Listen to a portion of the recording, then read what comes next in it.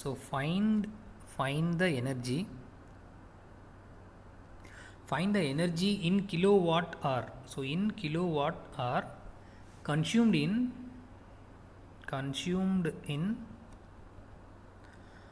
10 hours. So consumed in 10 hours by 4 devices. By 4 devices of power, 4 devices of power 500 watt. 500 watt each. Okay students, this is the problem. So find the energy in kilowatt hour. So first one, they said to find the energy in terms of kilowatt hour. So kilowatt hour is nothing but one commercial unit, 1 unit current. So consumed in 10 hours. Okay, so 10 hours and by 4 devices. So that means 4 devices which is working at 10 hours, each device has 500 watt power. Okay, so first one we have to calculate the power of 4 devices. Okay, so first one, the solution, I will write that solution. Okay, so the first one, that power. So power of one device. So power of one device, how much? So power of one device which should be equal to 500 watt. 500 watt. So power of 4 device we have to calculate. First one, power of 4 device. So power of 4 device which is equal to, so 4 into 500. So 4 into 500 how much? So here 2000 watt will come. Okay, so 2000 watt. So this is your power of 4 device. So this is the given data value. So we found given data only, but they asked to find the energy in kilowatt hour. They asked. Okay, so kilowatt hour means power they given, and time consume is 10 hours they given. So energy equal to, see one thing you have to know. So energy which is equal to power into time. Okay, so actually we found that power equal to energy divided by time. Am I right? So energy means, what is the thing is, energy equal to power into time. Okay students. Okay, so power equal to, what is that formula? Energy divided by time. So this two formula you have to remind that. So here energy, so we are going to calculate that energy. So energy should be equal to power into time. So here energy equal to power, how much they given? Power 2000. So 2000 into 10 hours they given, right? That means 10 hour it is working. So 2000 watt, right? So first I will write, so 2000 watt into 10 hour, right? But they said to find in terms of kilowatt hour. That means we have to convert this 2000 watt into kilowatt. Okay, and then we have to do. So how to calculate watt into kilowatt?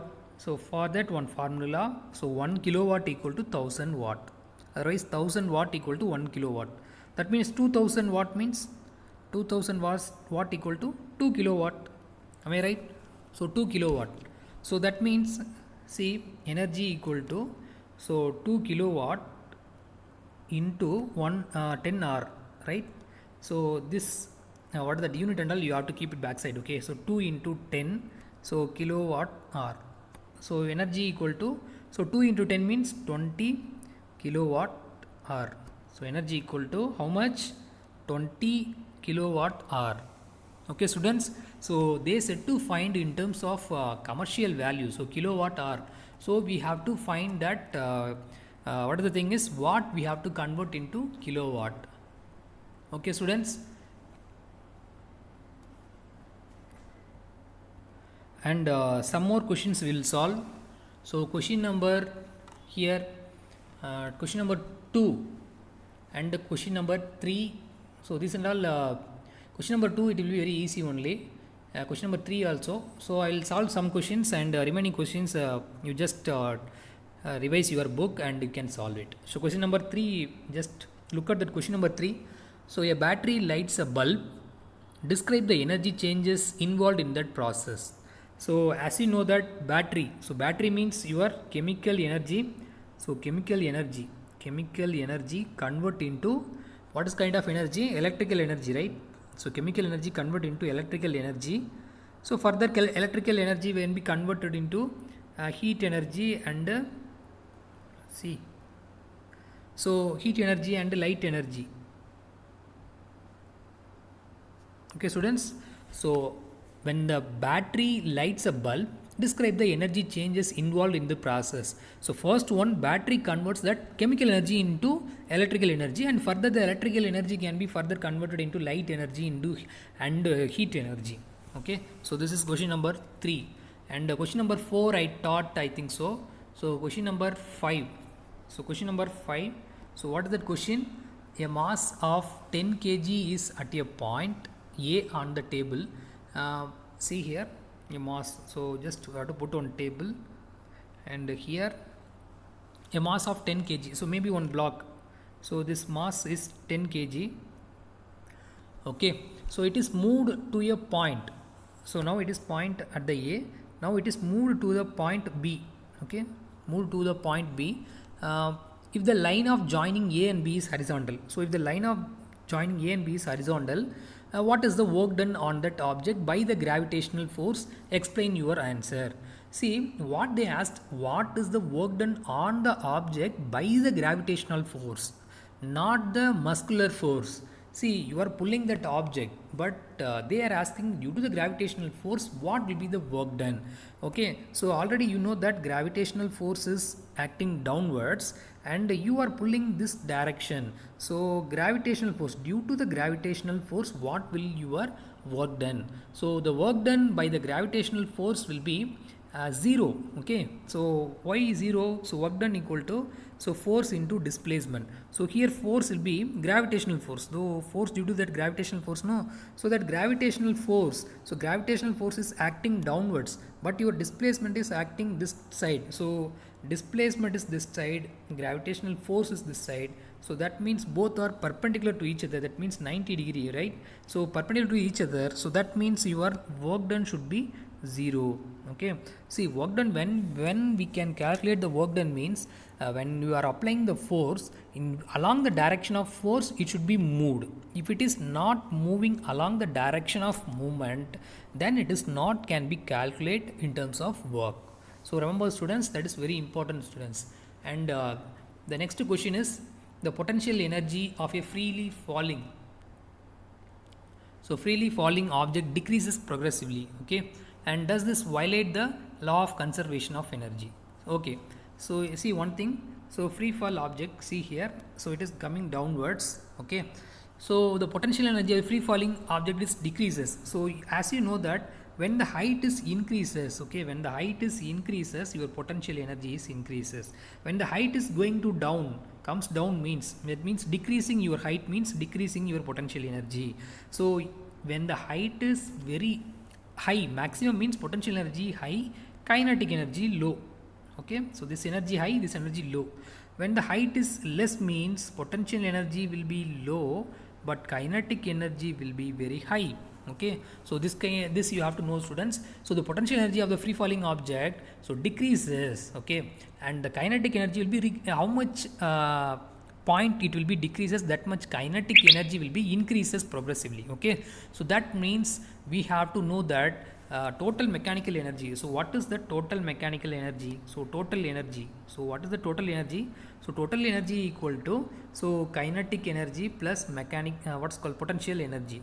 So potential energy and kinetic energy, if you take any one points, if you are calculating the two energy, if you are adding the two energy, the total energy or the sum of the two energy will be always constant. So energy cannot be convertible in, energy cannot be created or destroyed, that we found, that we already studied. So energy can be convertible from one form to another form, it can be convert. Okay, but the total energy is remains constant. So that you have to know students.